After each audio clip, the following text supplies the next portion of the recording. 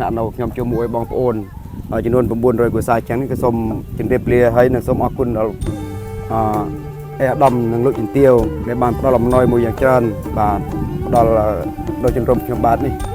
ខ្ញុំមានតែពាក្យអរគុណនិងអរគុណមែនទែនបាទគិនពោឲ្យបងក្រុមការងារទាំងអស់ជួបទៀតតែពុទ្ធពោទាំងឡាយ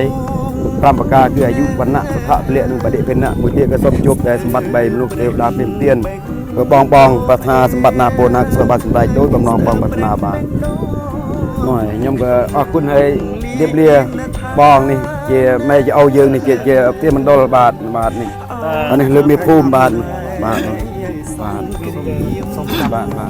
ខ្ញុំក៏សូមត្រេកអរដែលក្មួយបានជាជនពិសេសដែលបានតំណាងឲ្យខ្ញុំបានរត់ដើរ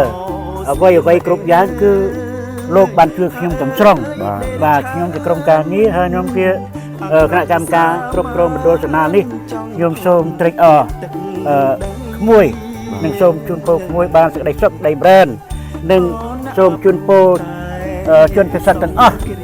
ដែលបានវិលត្រឡប់ទៅស្រុកវិញនិងអ្នកមិនចិត្តបានទៅខ្ញុំនៅគ្រប់គ្រងរហូតតែបងប្អូនទៅអស់ទើបខ្ញុំវិលត្រឡប់ទៅកន្លែងធ្វើការងារវិញបាទវីដេអូនេះសូមអរគុណដល់អេដាមប្រាក់សុភិនអភិបាលនៃគណៈអភិបាលខេត្តសៀមរាបបាទមួយទៀតក៏សូមអរគុណដល់បងសុនរ៉េតអភិបាលស្រុកប្រឡាញ់បាទនឹងអរគុណលោកមេឃុំស្រណាលនិងលោកមេភូមិស្រណាលអនុភូមិព្រមទាំងលោកមេប៉ុស្តិ៍ស្រណាលបាទនឹងលោកគ្រូអ្នកគ្រូសាលាវិទ្យាល័យស្រុកកលាញ់និងអនុវិទ្យាល័យគំរូនិងសាលាបឋមសិក្សាស្រណាលបាទនឹងសូមអរគុណដល់អ្នកគ្រូពេទ្យដល់សុខភាពគំរូដែលបានមកចុះពិនិត្យសុខភាពគិនបងប្អូនបាទនឹងសូមអរគុណដល់អ្នកគ្រូដែលបានមកបង្រៀនសិស្សគឺអង្គការទស្សនវិភពលោកបាទមួយទៀតក៏សូមអរគុណដល់អង្គការកល្យាណមិត្តបាទមួយទៀតក៏សូមអរគុណដល់បងយុវជនស្ម័គ្រចិត្តសរសើរយកដែលចុះជួយរហូតមកបាទមួយទៀតក៏បងជាការពារកណូយាមនឹងយប់នឹងថ្ងៃជួយការងារបាទគិតសូមអរគុណគិតមែនទែនបាទមួយទៀតគឺលោកអូបាទលោកអូជាចៅតកាវិតគឺនឹងជាព្រះអនុគុណ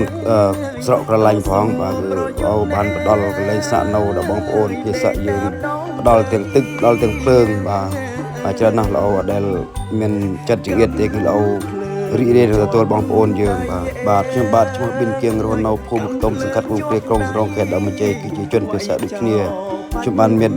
ភាពត្រេកអរមែនទែនហើយនឹងជួយមួយបងប្អូនទាំង900គ្រួសារចឹងដែលសាក់នៅក្នុងជំរំនេះក៏សូមអរគុណដល់បងទាំងអស់គ្នាថ្នាក់ដឹកនាំទាំងអស់ទាំងព្រះអង្គព្រះគ្រូចៅតកាវិតបាទក៏សូមជូនពរឲ្យបងប្អូននិងព្រះអង្គជួបតែជ័យជំនះឈ្នះអស់មានស្ត្រូវគ្រប់ទិទីហើយជួបតែសំណាងល្អពេញមួយជីវិតបាទជាជនពិសេសដែលបានតំណាងឲ្យខ្ញុំបានរត់ដើរអ្វីគ្រប់យ៉ាងគឺលោកបានជួយខ្ញុំទាំងស្រុងបាទខ្ញុំជាក្រុមការងារហើយខ្ញុំជាគណៈកម្មការគ្រប់គ្រងមណ្ឌលសេនានេះខ្ញុំសូមត្រេកអរក្មួយ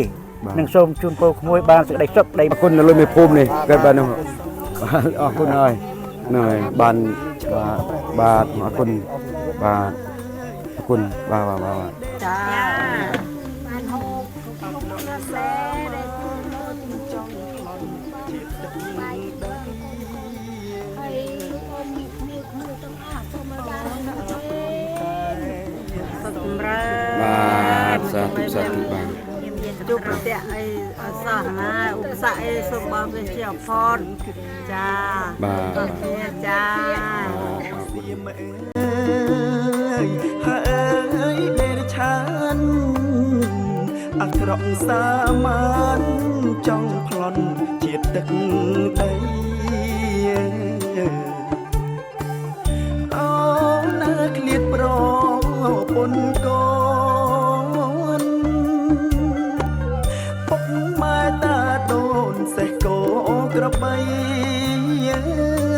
តស៊ូប្រយុទ្ធណែ